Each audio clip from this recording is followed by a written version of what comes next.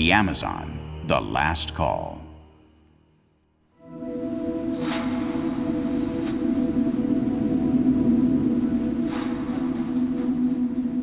They go naked, the animal skins covering only their private parts, with bows and arrows in hand, making war like 10 Indians. An arrow struck me in the eye and passed through it, and because of that wound, I have lost the eye, and am not without fatigue or pain. This is how Friar Gaspar de Carvajal reported in his diary the encounter that Orellana and his men had with the courageous Amazon women on June 24, 1542. These women bestowed a name on a river and majesty on a valiant feminine land, Amazonia. Some of its legendary fragrances were used to anoint and perfume legendary women. This is part of the story of ambition and coveted nature that we're going to tell you about today. The mother jungle has been and is betrayed by its children.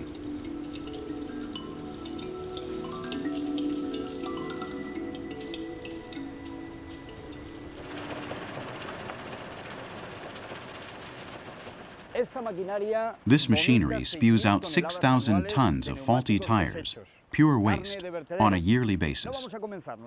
We are not going to start our program off discussing ecological problems or pollution, although we could do so.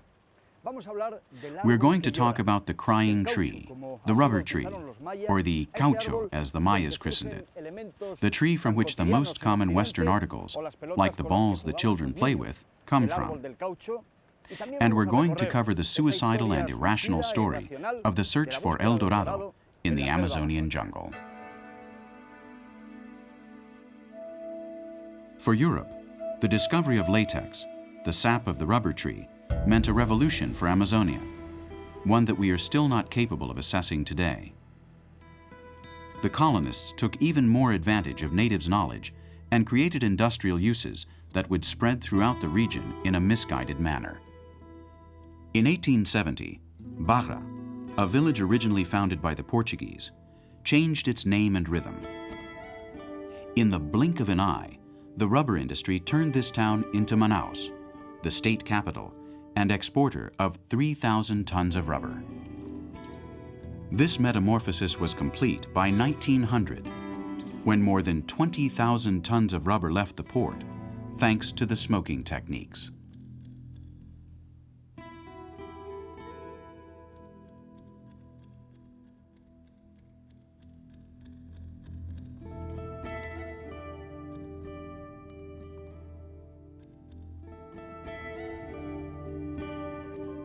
By 1910, Manaus was no longer considered the Paris of the tropics, an emerald in the heart of the rainforest, the center of the world in the most distant place, in the middle of the jungle. Even so, Manaus had its own electric tram company, 10 private schools, 25 public schools, and the best library in all of Latin America.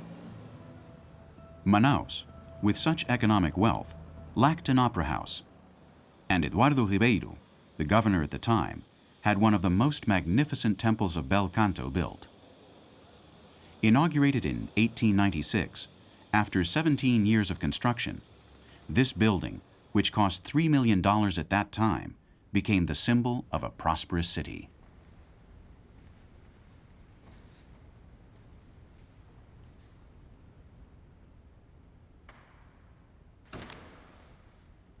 Piece by piece, its iron structure was brought in from Scotland, the stone came from Italy, and the 60,000 vitrified ceramic tiles, decorated with the colors of the Brazilian flag, which make the dome shine brightly, were imported from Alsace.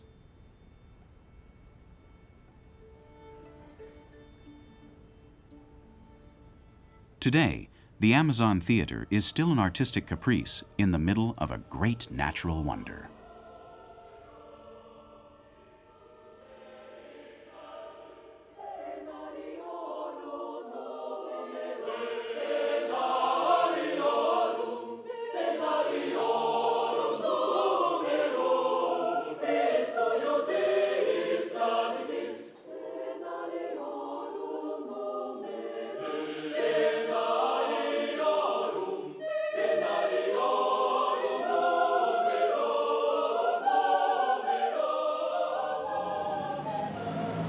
Let's leave the Amazon Theater behind, without forgetting that this was a customary stop for prestigious companies such as the Russian Ballet, and even for Enrico Caruso, who crossed half of the Amazon to sing here, although he had to leave since jungle disease cut his tropical tour short.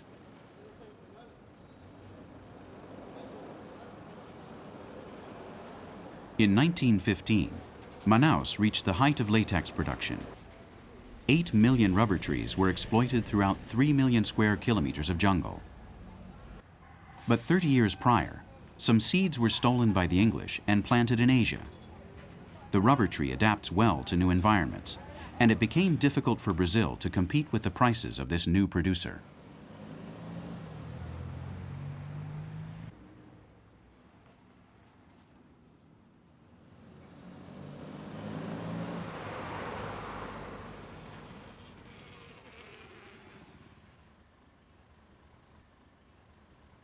In the city of Faust, the set is taken down, and today we can appreciate a walk through Manaus, where wealth and desolation reached a par in a very short time.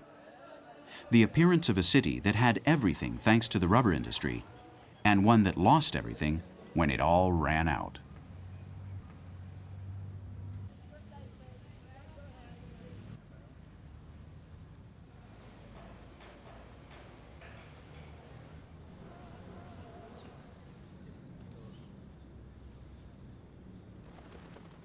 Thus, the first case of biopiracy ended the splendor of the Amazonian rubber industry.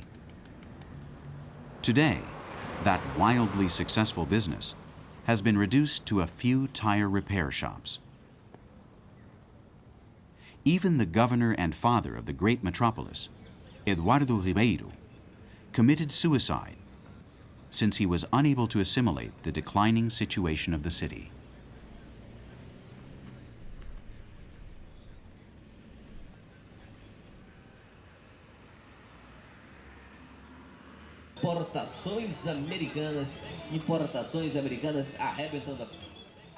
But the conquest of the jungle continues along its relentless path. Every day, thousands of people are ready to attack, and dozens of companies sponsor adventurers who want to immerse themselves in the heart of the Great River. It is calculated that 200,000 families make a living from rubber extraction and use this city as their center of operations. This shop was opened during the rubber boom, and today it preserves its importance, its class. The owner is 72 years old and has been working here for 60 years. Almost a century ago, his father came here from Syria with what he wore on his back and opened the shop. My father was young. He started from the bottom, working at the bottom. Go, go, go. My father worked hard. Manaus had fewer homes at that time. Pretty ones. It had few homes. Then it started to grow. In Manaus, wealth spread fast. The shops sold a lot.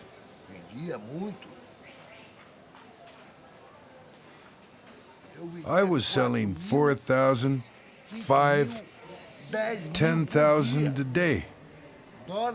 And today, almost nothing. In the year 2000, present-day Manaus is the largest industrial producer of electrical components in Latin America, and its free trade zone makes it an almost perfect fiscal paradise, a good laugh at inflation.